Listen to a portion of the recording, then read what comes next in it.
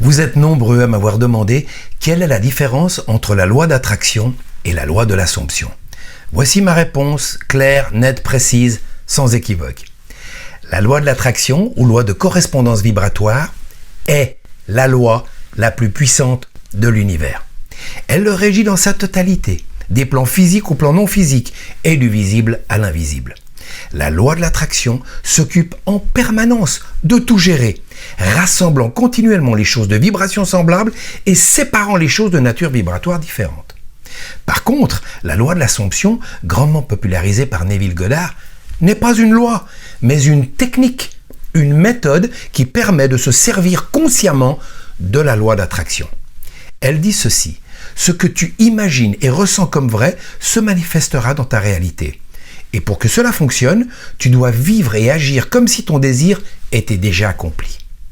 De même, ce que Neville appelait la loi de l'imagination n'est pas une loi non plus, mais le pouvoir qui permet d'utiliser délibérément la loi d'attraction, qu'il décrivait lui-même comme le pouvoir de Dieu en l'homme.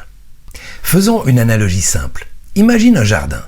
La loi d'attraction représente la loi naturelle selon laquelle ce qui est semé finit par pousser. C'est le principe. L'Assomption représente l'action de choisir consciemment quelle graine tu plantes. C'est la méthode. Personne ne dirait « planter des tomates remplace la loi de croissance des plantes ». C'est absurde. Planter est une technique, la croissance est la loi. Ainsi, la loi d'attraction est le principe naturel selon lequel ton expérience reflète ton état dominant, tandis que l'Assomption est l'une des méthodes les plus puissantes pour créer volontairement cet état dominant. Derrière chaque expérience se cache ce principe invisible, la loi d'attraction. Elle façonne ce qui entre dans ton champ d'expérience et participe à la création de ta réalité. Ce que tu rencontres n'est pas le fruit du hasard. Tu attires continuellement des situations, des circonstances et des opportunités qui correspondent à ce que tu aimais. Tout ce qui apparaît dans ta vie est concerné par ce principe, sans exception. Dès que tu reconnais le rôle que jouent tes pensées dans la création de ton expérience, tu cesses de subir la vie et tu commences à la façonner consciemment. Les personnes que tu rencontres, les occasions qui se présentent et les événements qui surviennent dans ton existence prennent alors un nouveau sens.